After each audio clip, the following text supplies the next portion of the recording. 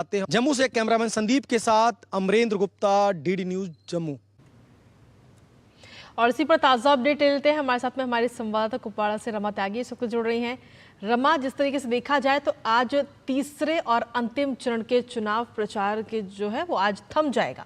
ऐसे में चुनाव प्रचार जोरों पर है। सभी पार्टियां वहां पर पूरे दमखम के साथ अपनी पूरी ताकत इस वक्त झोंक रही हैं। क्या कुछ नज़ारा इस वक्त वहां देखने को मिल रहा है, क्योंकि आप लगातार वहां पर मौजूद हैं, तमाम जो वोटर्स हैं आपने उनसे भी बात की होगी, किस तरीके का माहौल वहां पर नजर आ रहा है फिलहाल? देखिए, नज़ारा तो बहुत ही खूबसूरत, बहुत जोश से भरा हुआ है। दिन में ही नहीं, रात में भी कैंपेनिंग हो रही है और रात में भी ऐसा नहीं है कि केवल जो कैंडिडेट्स हैं वो निकलते हैं, बड़ी संख्या में लोग उन्हें सुनने भी आते हैं। और जिस तरह से लगातार हम दिखा भी रहे हैं डीडी न्यूज़ के माध्यम से कि यहाँ का जो युवा है, यहाँ की महिलाएं हैं, यहाँ की आवाम है, उसकी इच्छा क्या है, चाहे जम्मू संभाग की बात हो, चाहे कश्मीर संभाग की बात हो। युवा जो हैं वो अपने लिए अच्छे मौके चाह रहे हैं, अच्छे अवसर चाह रहे हैं। महिलाएं चाह रही हैं कि सशक्तिकरण हुआ है 370 के बाद, लेकिन और ज्यादा सशक्तिकरण उनका हो और ज्यादा प्लेटफॉर्म्स उनके साथ खुलें। जो बुजुर्ग हैं, जिन्होंने पहला दौर देखा है, वो चाहते हैं कि जो पहले दौर में जिस तरह का आतंकवाद, अलगाववाद, जिस तरह से एक तरह से बंद जम्मू कश्मीर हो गया था, तमाम जो ये लेयर्स थी और उसके साथ ही उनके लिए मौके बंद हो गए थे और एक अलग ही तरह का माहौल यहाँ पे रहता था, भय यहाँ पे रहता था, मौके यहाँ पर नहीं मिलते थे, बिल्कुल अजीब तरह की भ्रम की स्थिति थी। वो स्थिति, वो दौर ना आए और जो लोग हैं वो काम करे। बड़ी रोचक बात मैं आपको बताऊं कि जब हम लोगों से पूछने जाते हैं कि कैसा प्रत्याशी आपको चाहिए या किस प्रत्याशी पर आपको विश्वास है, तमाम दलों के जो मैनिफेस्टो हैं, संकल्प पत्र हैं, आप देख रहे हैं, वो लोग प्रचार के लिए भी आते हैं। भीड़ देखिए, हर प्रत्याशी के कैंपेन में भीड़ बहुत बड़ी मात्रा में होती है और यही अपने आप में एक रोचक फैक्टर है कि ये भीड़ जो है, विश्वास किसका जीतेगी। तो उन लोगों का यही कहना होता है कि पिछले 70 सालों में लोग यहाँ पर आए और यहाँ पर हमसे वोट मांगे, लेकिन कुछ काम नहीं किया। यहाँ पर परिवारवाद जो है वो बड़ा हावी रहा। परिवारवाद के खिलाफ एक बड़ा गुस्सा है, विशेषकर अगर मैं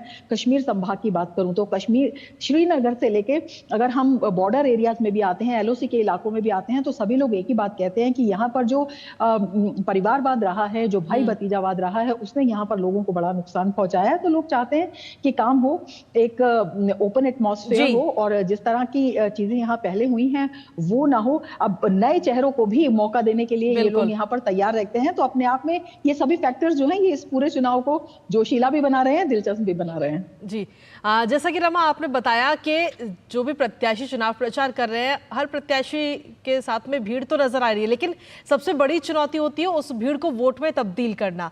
तो ऐसे में इस बार तीसरे चरण जब होगा 1 तारीख को, तो उस दौरान कौन कौन से ऐसे प्रत्याशी हैं जिन पर सभी की निगाहें टिकी होंगी?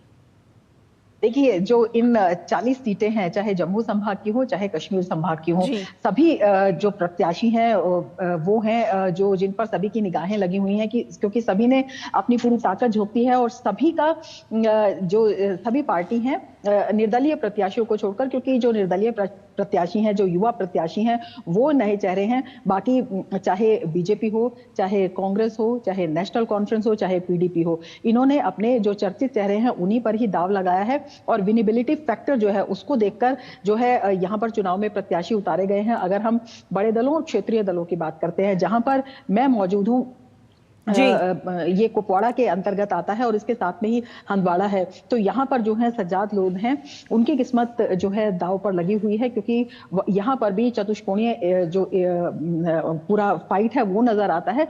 तो अपने आप में काफी इंटरेस्टिंग ये हो जाता है, क्योंकि एक तरफ चर्चित चेहरे हैं, एक तरफ इंडिपेंडेंट है। इंडिपेंडेंट में कई चेहरे वो शामिल है जो कि पहले चुनाव पीडीपी से, नेशनल कॉन्फ्रेंस से और कांग्रेस से जीत चुके हैं। क्योंकि अगर हम बात करें बांदीपुरा सीट की, अगर हम बात करते हैं तो बांदीपुरा में इंडिपेंडेंट कैंडिडेट जो लड़ रहे हैं वो पहले पीडीपी के भी विनर, वो लगातार वहां से जीतते आ रहे हैं, पीडीपी से जीते हैं, नेशनल कॉन्फ्रेंस से जीते हैं और अब वो इंडिपेंडेंट लड़ रहे हैं। तो वहां पर एक बड़ी चुनौती नजर आ जाती है।